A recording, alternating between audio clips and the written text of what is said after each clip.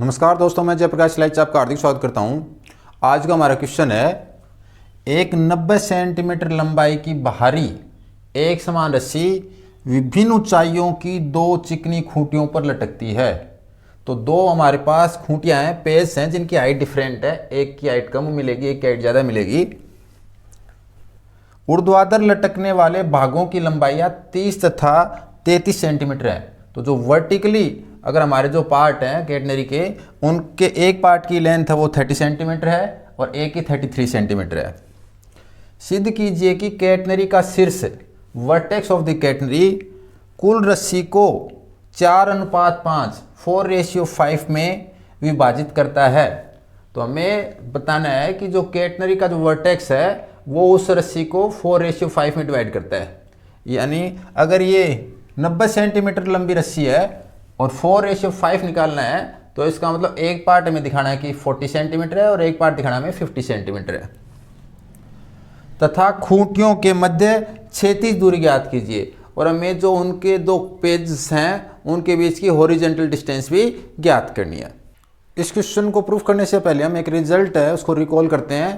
हमने लेक्चर 8 में, जो हमने लेक्चर 8 है उसमें हमने पढ़ा था कि यदि एक भारी डोरी हैवी स्ट्रिंग दो स्थिर घिरनियों बोल दो चाहे खूंटियों पर इस प्रकार लटकी है कि उसके दोनों सिरे स्वतंत्र हैं, तो उसके दोनों जो अपने एंड्स हैं वो फ्री हैं, तथा मध्य का भाग एक कैटनरी के रूप में है, तो ये जो सेंट्रल पोर्शन है वो कैटनरी की फॉर्म में है, तो डोरी के स्वतंत्र सिरे कैटनरी की नियता पर स्थित होंगे। तो जो फ्री एंड ऑफ कैटनरी हैं वो डायरेक्ट्रिक्स पे लाई करेंगे। ये हमने लेक्चर नंबर 8 में एक रिजल्ट प्रूफ किया था। तो हमारे पास दो गिरनियाँ, मान लिया गिरनी ये है, एक गिरनी ये है, ये हमारा एक्स एक्स है या हम कहें डायरेक्ट्रिक्स है, ये वाई एक्स है। यहाँ पे जो एक पोर्शन है वर्टिकली पोर्शन, तो जो वर्टिकली पोर्शन होगा वो यहाँ तक आएगा, डायरेक्ट्रिक्स पे लाई करेगा। और ये हाइट हमें दे रखी है 30 सेंटीमीटर और ये हाइट ज़्यादा है, तो ये हमें हाइट दे रखी है 33 सेंटीमीटर। और इनके ऊपर से एक रस्सी गुजरती हुई इस प्रकार से, जिसका सेंटर पोर्शन है वो कैटनरी की फॉर्म में है। तो ये जो मध्य का भाग है ये कैटनरी की फॉर्म में है, क्योंकि अगर हम पढ़ चुके हैं यदि कोई स्ट्रिंग है उसको स्वतंत्रतापूर्वक लटकाया जाता है और गुरुत्वाकर्षण के अधीन हो, तो वो जो पार्ट होता है या वो रस्सी होती है वो कैटनरी बनाती है। तो इसके 3 पार्ट हैं, first part, second part, third part, या कहो कि ये सेंटर पार्ट है और ये अपने वर्टिकल पार्ट हैं। तो हम इस क्वेश्चन को अब सोल्व करते हैं। इस रिजल्ट की हेल्प से हमें ये पता चला कि जो स्वतंत्र सिरे हैं वो ये हवा में लटक कर यहाँ नियता तक होंगे। यानी अगर इस पॉइंट की अगर मैं कोऑर्डिनेट लिखूँ, कार्तीय निर्देशांक लिखूँ, तो इसका जो वाई निर्देशांक है वो मुझे कितना मिलेगा, 30 मिलेगा, और इसका वाई निर्देशांक, वाई कोऑर्डिनेट है वो कितना मिलेगा, 33 मिलेगा। सॉल्यूशन स्टार्ट करते हैं। माना A B C D E एक भारी डोरी है जिसकी लंबाई 90 सेंटीमीटर है, 90 सेंटीमीटर है। सी कैटनरी का शीर्ष है, ए और ई हैं वो स्ट्रिंग के फ्री वर्टेक्स हैं, स्वतंत्र सिरे हैं। बी और डी खूंटियां कह सकते हो, गिरनियां कह सकते हो, पेज कह सकते हो। तो इन पे डोरी लटकी हुई है, और हम पढ़ चुके हैं जब भी डोरी फ्रीली अगर इन पे हैंग करेंगे तो जो वर्टिकल पार्ट है वो नियता पे स्थित होंगे, डायरेक्ट्रिक्स पे लाई करेंगे। तो हमारे जो फ्री पार्ट है ए और ई वो डायरेक्ट्रिक्स पे लाई कर रहे हैं। ये जो हमें फ्री पार्ट है इसकी हाइट दे रखी है, वो ये ज़्यादा है ये कम है, तो इसको मुझे 30 सेंटीमीटर लेना पड़ेगा। और ये हाइट ज़्यादा है तो इसे 33 यानी 33 लेना पड़ेगा। तो ये 30 सेंटीमीटर है और ये 33 सेंटीमीटर है। तो सॉल्यूशन स्टार्ट करते हैं। माना A B C D E एक 90 सेंटीमीटर लंबी भारी एक समान डोरी है जो कि दो खूंटियों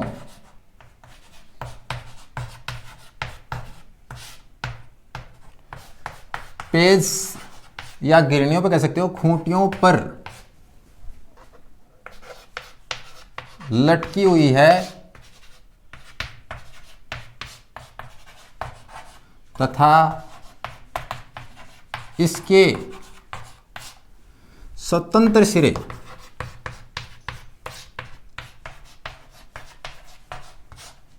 ए तथा ई।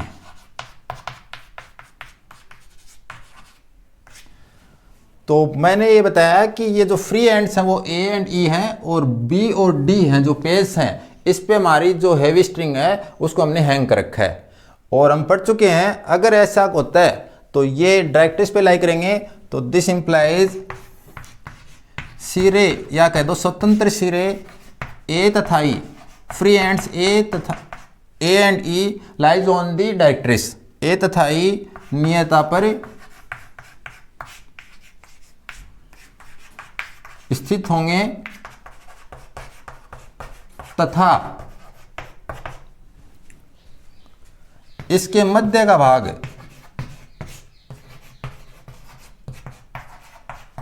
Central portion of the catenary, catenary के रूप में होगा, in the form of the catenary.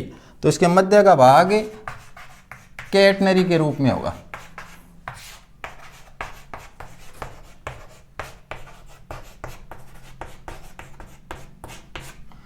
तो ये हमने इसकी डिटेल लिख दी है।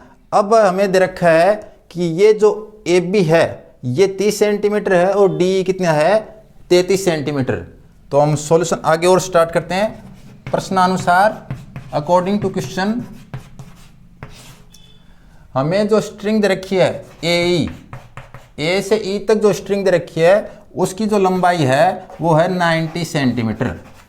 और अगर ए ई को मैं पोर्शन में तोड़ूं तो मुझे मिलेगा A B plus B C plus C D plus D E equals to 90 centimetre. तो मैंने यहाँ से ए जो ये स्ट्रिंग थी हमारे पास ए से ई तक की लंबाई की, इसको अगर मैं 4 पार्ट में डिवाइड करूँ तो ए से बी, बी से सी, सी से डी और डी से ई। तो ए से बी है वो 30 सेंटीमीटर है, तो 30 सेंटीमीटर। बी सी है तो ये हमारा आर्क है, चाप है, तो मैंने इसे कहा S1। तो अगर ये S1 लंबाई है BC और ये S2 है, ये चाप अगर S2 है तो यहाँ पे मुझे मिलेगा S1 plus S2 plus 33 equals to 90। और सोल्व करें तो S1 प्लस S2 बराबर 90। इन दोनों को अगर हम सम करेंगे, ऐड करेंगे तो 63, तो इधर माइनस 63। और this implies S1 plus S2 equals to, अगर इसमें से हम सब्ट्रैक्ट करेंगे तो मुझे मिलेगा 27 सेंटीमीटर। तो इसे कहा मैंने इक्वेशन नंबर 1। हमें S1 S2 में एक इक्वेशन मिल चुकी है और S1 S2 में एक इक्वेशन और चाहिए ताकि हम S1 S2 की वैल्यू ज्ञात कर सकें। तो हमें एक ऐसा फॉर्मूला चाहिए जिसमें S हो, साथ में हमें Y की वैल्यू भी गिवन है। तो Y की वैल्यू गिवन है तो उस फॉर्मूले में अगर Y और हो तो हम इजीली उस इक्वेशन को हम लिख सकते हैं।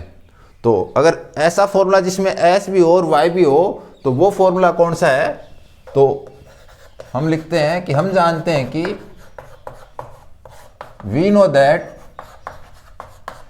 C square plus S square equals to Y square.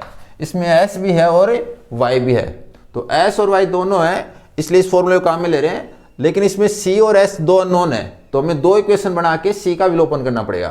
तो सबसे पहले से लिखा C स्क्वायर, अगर इस पार्ट की बात करें तो S के स्थान पे S1 है, ये डिस्टेंस मैंने ली है, ये जो आर्क की लंबाई मैंने ली है S1, और ये जो ऊंचाई है वो 30 है, यानी Y की वैल्यू 30 है। तो यहाँ पे S1 का स्क्वायर इक्वल्स टू 30 का स्क्वायर। एंड अगर मैं दूसरे वाले पार्ट की बात करूं जो कि इस C के राइट हैंड साइड में है, तो इस पार्ट में C square plus S2 square equals to Y की वैल्यू 33 है, तो 33 का स्क्वायर। इसे मैंने लिखा C square plus S1 square equals to 900, equation number 2। और इसे अगर मैं सॉल्व करूंगा तो C square plus S2 square 33 का स्क्वायर होता है 1089। तो इसे कहा मैंने इक्वेशन नंबर 3। अगर आपको 33 का स्क्वायर नहीं आता तो 33 इंटू 33, 3 से मल्टीप्लाई करेंगे तो 99, दोबारा 3 से मल्टीप्लाई किया तो 99, और सॉल्व करेंगे तो 9801 तो 1089। तो आप इसको मल्टीप्लाई करके भी सॉल्व कर सकते हैं।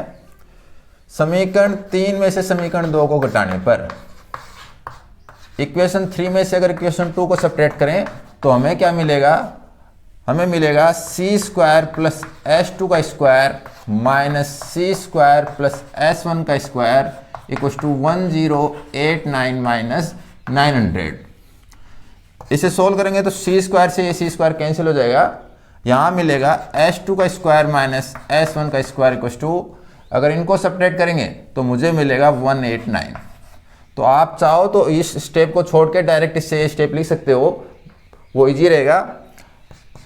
इसके मैंने फैक्टर किए तो मुझे मिलेंगे s2 minus s1 into s2 plus s1 equals to 189।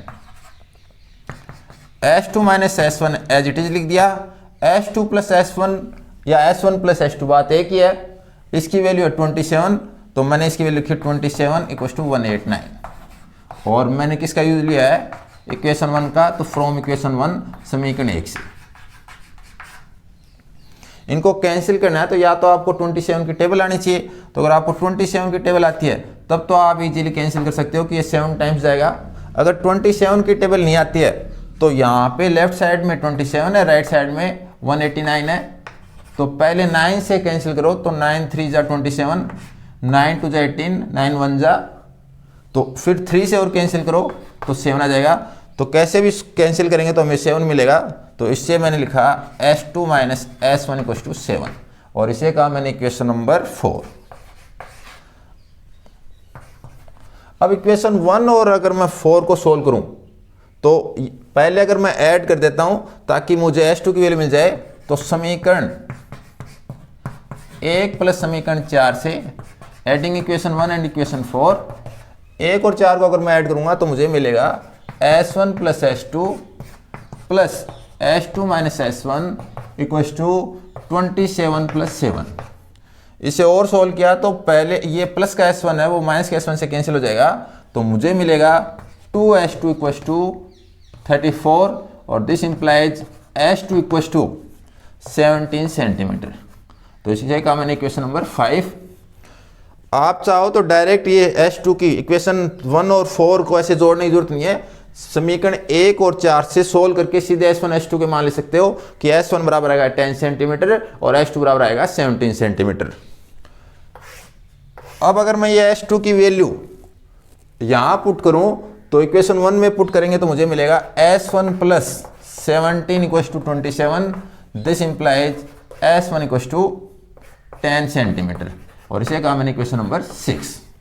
तो ये हमने s1 और s2 की वैल्यू प्राप्त कर ली है। हमारे पास एक रस्सी है, मान लीजिए इस रस्सी को अगर मैं सीधा करके लिखूं तो ये रस्सी होगी a, कहीं पॉइंट B मिलेगा, कहीं पॉइंट C मिलेगा, फिर D मिलेगा, फिर E मिलेगा। तो मुझे AC अनुपात C ज्ञात करना है, तो सबसे पहले AC अपॉन CE। तो AC बराबर अगर हम देखें तो AB plus BE, AB plus BC upon C का देखें तो CD प्लस DE। तो यहाँ AB तो ऊर्ध्वाधर, अगर हम ये देखें तो वर्टिकल डिस्टेंस है, और BC क्या है, अगर ये चाप S1 है और ये चाप S2 है, तो अगर इसको हम और लिखें तो मुझे मिलेगा 30 plus S1 upon S2 plus 33। S1 की वैल्यू हमने 10 ज्ञात की है, S2 की वैल्यू 17 ज्ञात की है, तो 30 प्लस 10 अपॉन 17 प्लस 33। और सोल्व करें तो 40 अपॉन 50, और 0 से 0 कैंसिल, तो 4 अपॉन 5। तो इससे मैं ये लिख सकता हूँ कि AC ratio CE equals to 4:5। तो हमें ये सिद्ध करना था, तो हम लिख सकते हैं कि कैटनरी का शीर्ष, वर्टेक्स ऑफ कैटनरी, कैटनरी का शीर्ष C कुल रस्सी को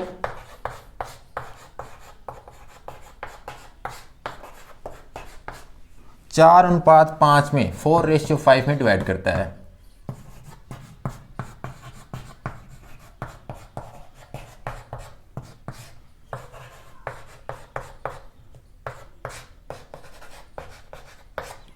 तो ये एक पार्ट हमने प्रूफ कर दिया। अब दूसरा पार्ट प्रूफ करने से पहले हमें C की वैल्यू निकालनी है। तो c की वैल्यू निकालने के लिए मैं इक्वेशन 6 से s1 की वैल्यू इक्वेशन 2 में पुट करूंगा। तो समीकरण 2 तथा समीकरण 6 से फ्रॉम इक्वेशन 2 एंड इक्वेशन 6 हमें मिलेगा c square plus ten square 100 equals to 900। This implies c square equals to 900 minus 100।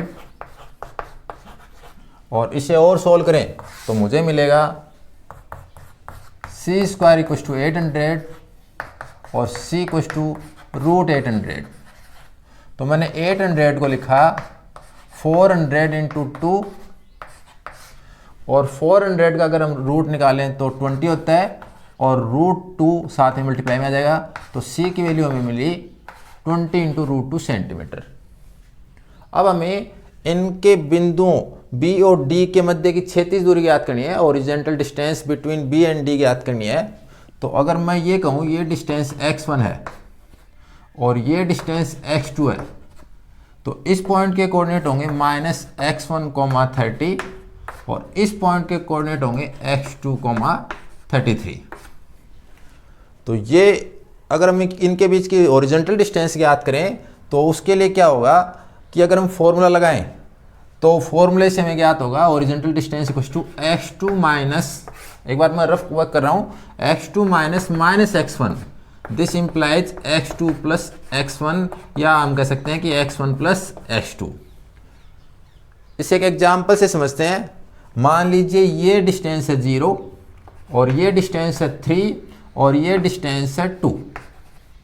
तो इस पॉइंट के कोऑर्डिनेट होंगे -2, 0 और इस पॉइंट के कोऑर्डिनेट होंगे इस 3, 0। तो अगर इनके बीच की डिस्टेंस निकालेंगे तो y कोऑर्डिनेट का तो कोई रोल है नहीं, इसमें से ये सब्ट्रैक्ट करना पड़ेगा। तो 3 में से अगर मैं -2 सब्ट्रैक्ट करूं तो मुझे मिलेगा 3 + 2, यानी हमें, या फिर इसको ऐसे भी लिख सकते हैं 2 + 3। तो ये जो फॉर्मूला है इस प्रकार हम काम में लेंगे। तो ओरिजेंटल डिस्टेंस के लिए जो फॉर्मूला होगा वो होगा x1 प्लस x2। खूंटियों के मध्य क्षैतिज दूरी ज्ञात करेंगे, हॉरिजॉन्टल डिस्टेंस बिटवीन पेज। तो उसका फॉर्मूला हमने अभी देखा है कि है x1 प्लस x2। अब इसमें कौन सा फॉर्मूला काम में लें कि x1 प्लस x2 के लिए? तो x के लिए हमने एक फॉर्मूला तो पैरामीट्रिक इक्वेशन में लिखा था c log sec psi plus tan psi, लेकिन हमें psi की वैल्यू नहीं मालूम और नहीं हम ज्ञात कर सकते हैं, तो ये फॉर्मूला तो काम करेगा नहीं। दूसरा फॉर्मूला जो x के लिए वो डायरेक्ट नहीं है, थोड़ा चेंज करना पड़ेगा। तो पहले मुझे कार्टेशियन इक्वेशन लिखनी पड़ेगी, y = c hyperbolic cos x upon c। तो मुझे x की वैल्यू ज्ञात करनी है, क्योंकि मुझे y की वैल्यू मालूम है, c की वैल्यू मालूम है और c की वैल्यू मालूम है, तो x की वैल्यू इस फॉर्मूले में लिख सकता हूँ। तो पहले मैं c को यहाँ से c को लेफ्ट हैंड साइड में लाया तो मुझे मिलेगा y/c = hyperbolic cos x upon c। This implies hyperbolic cos inverse y/c = x/c। तो इससे x का फॉर्मूला हो जाएगा x = c × hyperbolic cos inverse y/c। तो ये फॉर्मूला मैं काम में ले रहा हूँ। जब x की जगह मैं x1 पुट करूँगा तो y के स्थान पे y1 आ जाएगा और x के स्थान पे x2 पुट करेंगे तो y के स्थान पे y2 आएगा। तो इस फॉर्मूले में वैल्यू रखेंगे तो ये मुझे मिलेगा, x1 की वैल्यू हो जाएगी c × hyperbolic cos inverse y1/c plus c hyperbolic inverse cos y2/c। c की y1 की और y2 की वैल्यू अगर हम पुट करें तो c की वैल्यू मैं दोनों से पहले कॉमन ले रहा हूं, तो c कॉमन लेने के बाद मुझे मिलेगा hyperbolic cos inverse y1/c plus hyperbolic cos inverse y2/c।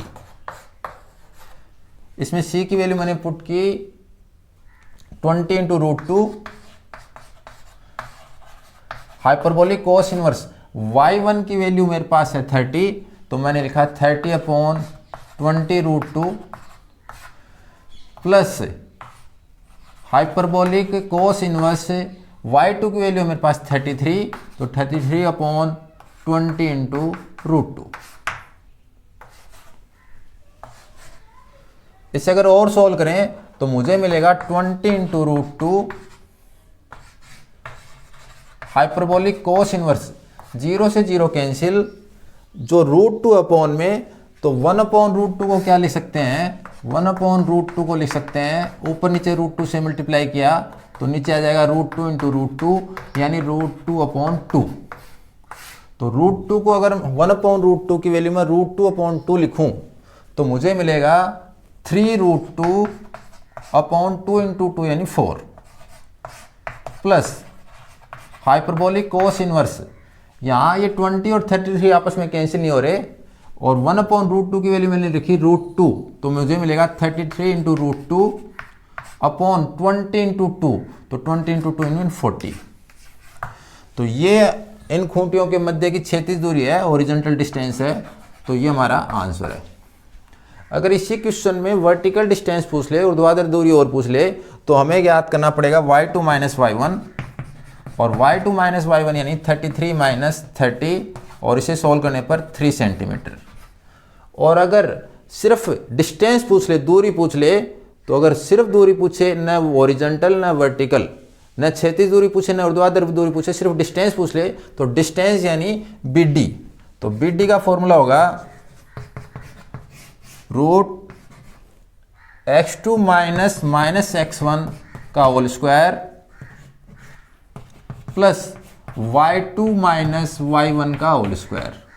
इसे और सॉल्व करेंगे तो इससे हो जाए, इसकी वैल्यू जाएगी x2 प्लस x1 का whole square plus y2 minus y1 की वैल्यू 3 है, तो 3 का स्क्वायर 9, और x1 प्लस x2 की वैल्यू ये पुट करेंगे हम, इसका स्क्वायर करेंगे तो यहाँ पे आ जाएगा 800, और ये वैल्यू के ऊपर होल स्क्वायर आ जाएगा, आगे ये वैल्यू सॉल्व नहीं हो पाएगी।